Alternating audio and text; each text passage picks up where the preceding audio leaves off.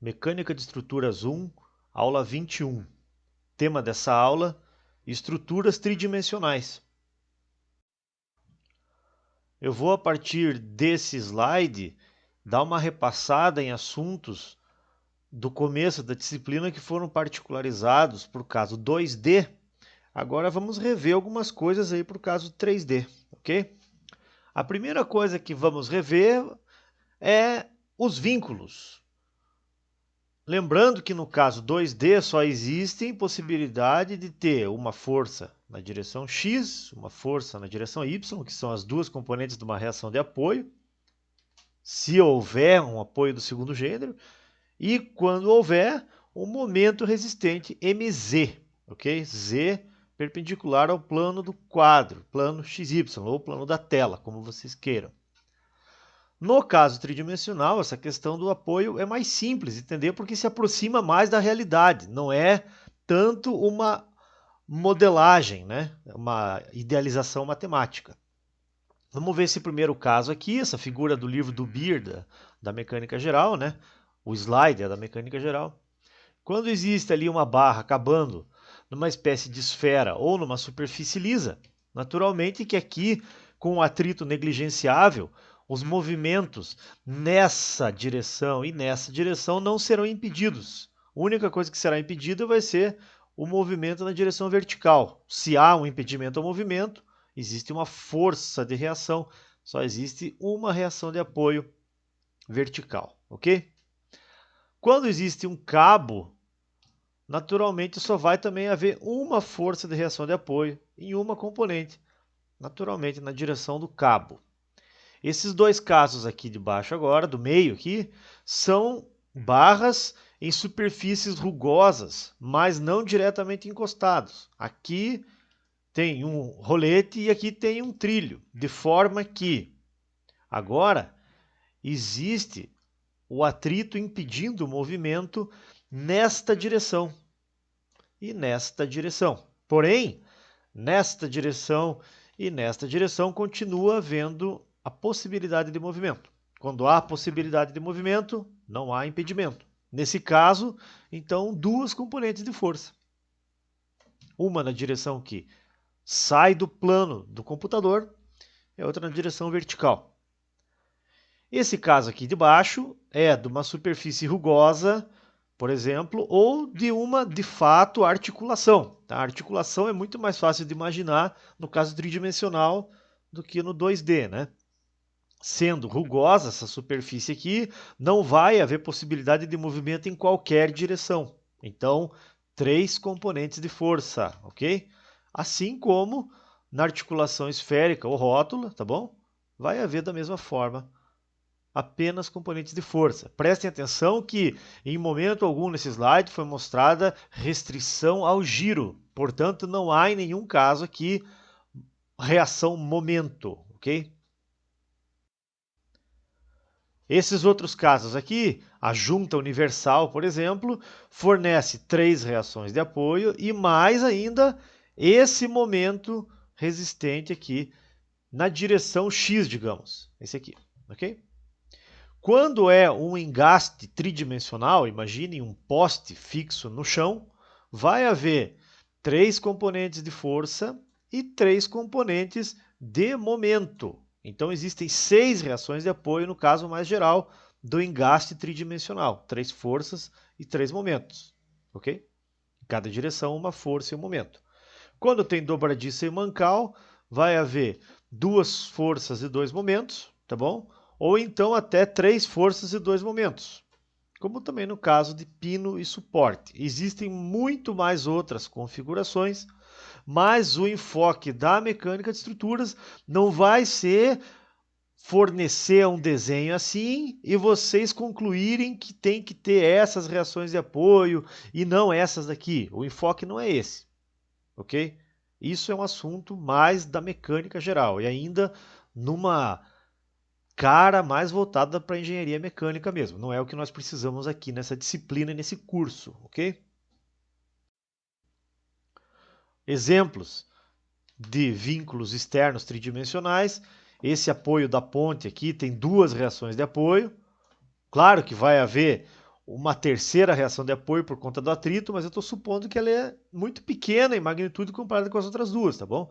Força em Y e força em Z, ou seja, nessa direção que sai do plano da ponte ali, ou do quadro, vai haver uma reação também. Essa movimentação é permitida, supondo que essa reação de apoio por conta do atrito é muito menor do que as outras duas, ok? Aqui, essa cadeira aqui, vai haver, evidentemente, restrição ao giro, mas eu não estou considerando isso.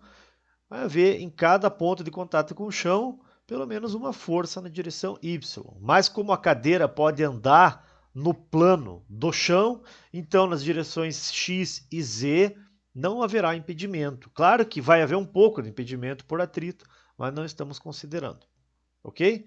Esse tipo de estrutura aqui, também numa modelagem simplificada, podemos negligenciar as resistências de rotação, né? Só haverá 3 forças de reação, forças em X, Y e Z. E aqui está um exemplo do engaste, o exemplo mais simples de entender, que é um poste numa calçada, e aqui uma materialização do engaste a partir de uma chapa aparafusada numa base de concreto, tá bom? Tanto num caso quanto no outro, vai haver 3 forças e 3 momentos como reações de apoio, ok? Aqui está um desenho que mostra o que é, de fato, uma rótula. É como se fosse a rótula ou a patela do joelho da gente, né? Que é uma bolinha onde se conectam, no nosso caso, os ossos e os músculos. Aqui, no caso, são barras de uma treliça, tá bom?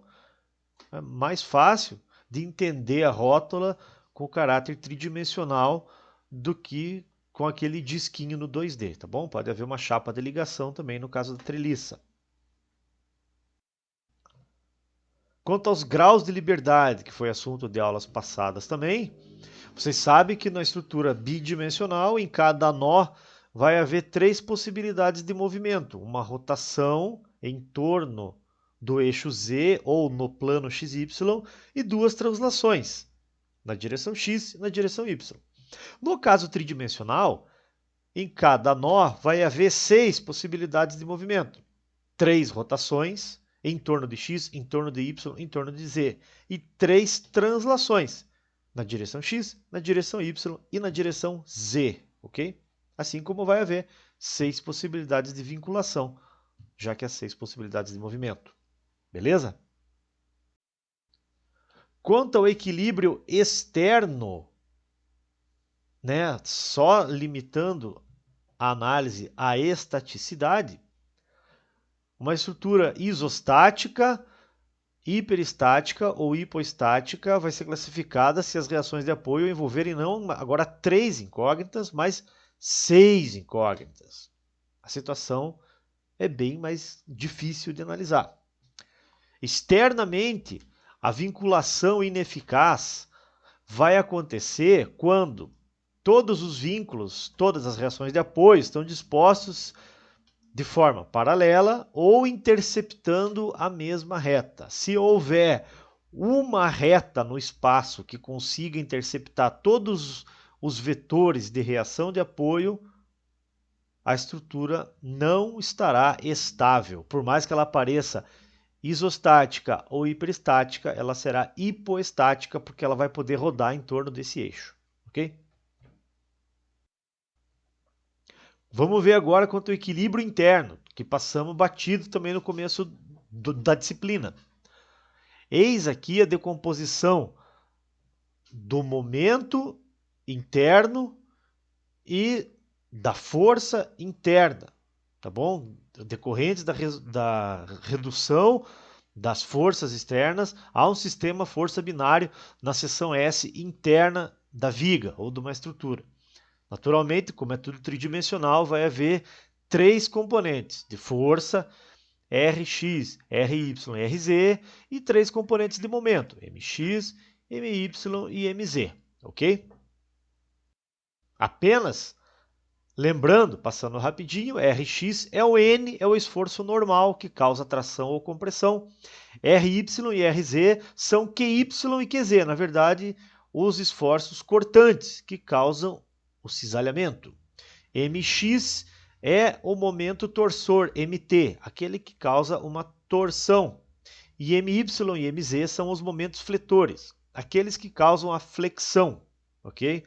Apenas lembrando, a tração ou a compressão é um alongamento ou encurtamento longitudinal de uma barra.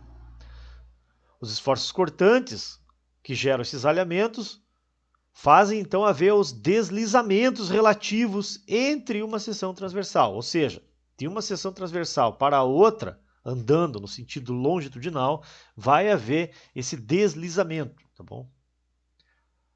O momento torsor causa a rotação relativa entre seções transversais. Entre uma seção transversal que está num lugar e outra caminhando no sentido longitudinal, vai haver uma rotação de uma em relação à outra. Isso é o momento torsor. E a flexão é o giro da seção transversal em torno de Y ou Z. Aí causa compressão de um lado e tração do outro lado, ok?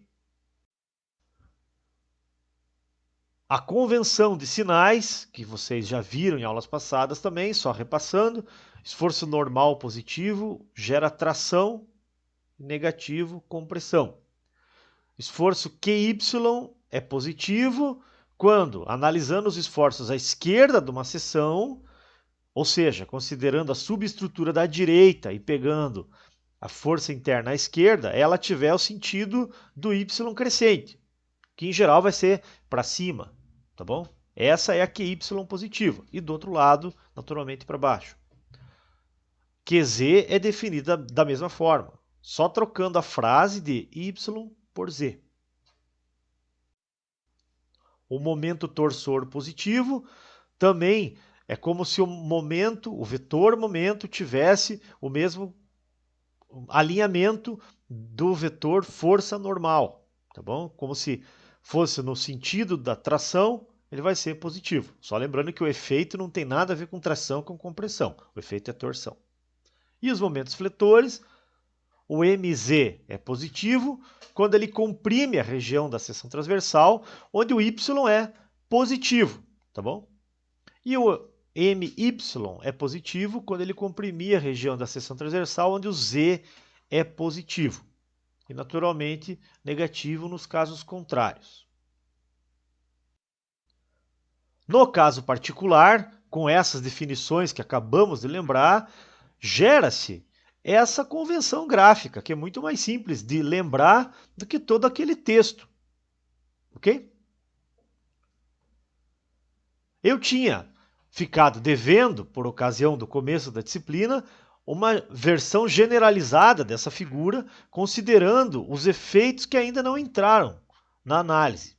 Ainda falta considerar momento torsor nessa figura, força cortante na direção Z, porque essa que está aparecendo aqui é QY, né? E momento fletor na direção Y, porque esse aqui é o MZ, ok? Eis a figura completa, agora, que é a convenção de sinais para barras horizontais, nesse caso. Beleza? A convenção de sinais para todos os esforços é essa. Reparem que o que vocês já conhecem da figura anterior se manteve. O esforço normal, a força cortante QY, que lá estava sendo chamada de Q, e o momento fletor MZ. Ok? Agora, o QZ à direita vai entrar no quadro, ou na tela do computador. O QZ à esquerda vai sair da tela do computador. O MY à esquerda vai estar para cima, o MY à direita vai estar para baixo. O MT à direita, positivo, vai estar para a direita, e o MT à esquerda, positivo, vai estar para a esquerda. Tanto faz usar a subestrutura da esquerda ou da direita, o resultado será o mesmo. Claro que essa figura aqui só serve para barras horizontais. Se a barra for considerada vertical, naturalmente a gente pega a convenção do slide anterior e gira 90 graus no sentido trigonométrico, ou seja, no sentido anti-horário. Aí vai ficar, lembrando que você já sabe de pórtico, né? O que vale para o pórtico plano vale para o espacial também. o eixo X local, nesse caso vai estar para cima, tá bom? Nunca para baixo. E aí o Y local vai estar para a esquerda, ok? A figura é exatamente a rotação da anterior, 90 graus no sentido trigonométrico. Não há muito o que acrescentar. Claro que para resolver exercícios de estruturas espaciais é muito mais fácil, em vez de ficar decorando as coisas, olhar toda hora para esse desenho e para o anterior, para a gente saber o que está fazendo em relação aos sinais, tá bom? O próximo item aqui para fazer essa generalização para o caso 3D é uma nova relação entre esforços e carregamentos que vocês ainda não viram. Vocês viram até o momento que existe, por caso de um carregamento distribuído axialmente nessa direção da viga, quando é uma força distribuída, existe uma relação entre os esforços normais e essa taxa de carregamento. Quando esse carregamento distribuído é transversal ao eixo da viga, estou considerando no caso de uma barra de eixo reto, existe uma relação entre o esforço cortante e a taxa de carregamento, bem como existe uma relação entre o momento fletor e a taxa de carregamento. Concordam? Muito bem.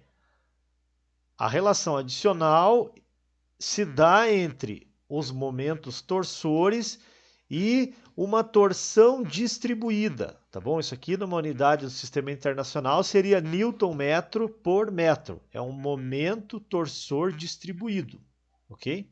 Claro que esse desenho aqui não está bem correto porque esse apoio do segundo gênero e esse do primeiro gênero só serviriam para o caso plano. E essa viga, nesse caso, não teria como impedir esse giro em torno do eixo X, mas não se preocupem com isso. Imaginem que esses apoios resolvem esse problema da torção.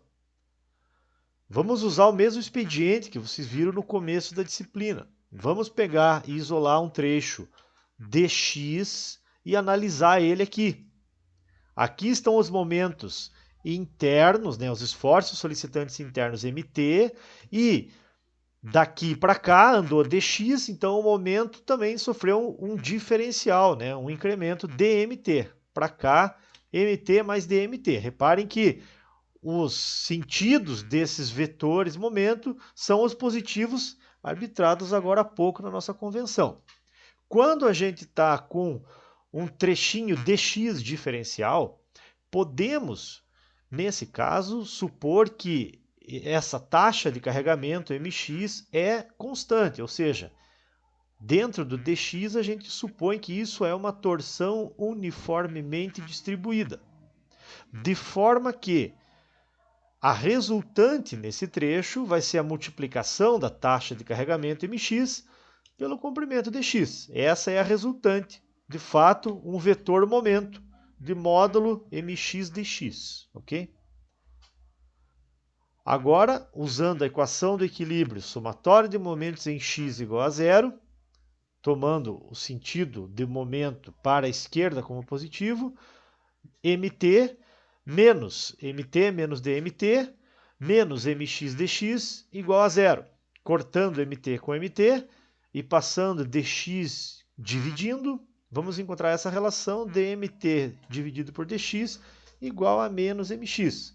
Significa que a taxa de variação do momento torsor com o comprimento da barra é igual ao negativo dessa variação aqui, dessa lei aqui, ok? Podemos usar essa expressão, em vez da forma diferencial, usar a forma integral, como está aqui, ó, tá bom? É como se a gente considerasse isso aqui uma EDO, passasse o dx multiplicando e integrasse ambos os membros. Essa é a expressão que a gente usa. Claro que, colocando uma equação dessa forma, algumas coisas têm que ser consideradas. Se mx for nulo, mt é nulo ou constante. Se mx é constante, mt de x é linear. Se mx é linear, mt é parabólico. Tá bom? Resumindo, se a função que descreve a taxa de carregamento mx for polinomial, o gráfico do momento torsor nessa barra será uma curva com um grau acima daquele da taxa de carregamento. É exatamente igual ao esforço normal e ao esforço cortante. Quando há, por exemplo, nesse caso, uma taxa de torção distribuída uniformemente, constantemente, o momento torsor, o diagrama de momentos torsores, vai variar linearmente nesse trecho, ok? Da mesma forma como para os respectivos carregamentos, o esforço normal varia linearmente e o esforço cortante varia linearmente. O único que tem a variação 2 graus acima da taxa de carregamento é o momento fletor, tá bom? Então, a princípio, o momento fletor só tem relação com o esforço cortante. O momento torsor não tem relação nenhuma com nenhum outro esforço. E o esforço normal também não tem nenhuma relação com qualquer outro esforço, ok? Para gerar descontinuidade no DMT, no diagrama de momentos torsores, tem que haver uma torção concentrada. Essa torção poderia advir, por exemplo, de vocês traçarem um diagrama de corpo livre isolando um pedaço que vocês não querem analisar por simplicidade. Aí aparece a torção concentrada, beleza? Mais uma observação acerca das relações entre esforços e carregamentos. Vocês já sabem lá do começo do curso que a derivada do momento fletor em relação ao comprimento para uma barra reta é igual ao esforço cortante, ok? Isso numa simbologia simplificada, porque na verdade a gente estava considerando o plano XY de forma que existia QY e MZ. Então, a verdadeira cara dessa equação, na verdade, é essa aqui. A derivada de mz em relação a x é qy. Agora, no caso tridimensional, pode haver my e pode haver qz. Vai haver, da mesma forma, uma relação entre esses dois esforços. A derivada de my em relação a x é qz. Ok? Entretanto, não há qualquer relação entre my e mz, nem qualquer relação entre qy e qz. Perfeito? Mais uma novidade é que, como há 6 esforços solicitantes internos, no caso tridimensional, pode haver até 6 diagramas de esforços solicitantes internos. Esse é o caso do pórtico espacial, que é o caso generalizado. O momento fletor é aquele diferentão, como vocês devem lembrar. Ele é marcado positivo com o y local negativo. Ó, onde o y local é positivo, ele é marcado como negativo, tá bom? Por conta daquela questão de marcar positivo onde as fibras são tracionadas. O diagrama de esforços normais e cortantes, que vocês já conhecem, é marcado no sentido usual, né? As ordenadas positivos para cima e negativos para baixo. O diagrama de momentos torsores também segue essa mesma lógica das forças e não do momento fletor, tá bom?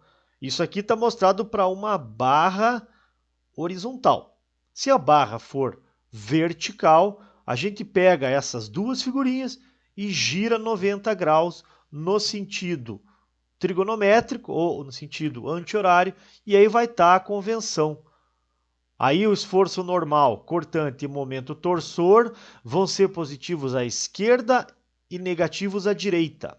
E o momento fletor vai ser positivo à direita, negativo à esquerda da barra, para fins de marcação, ok?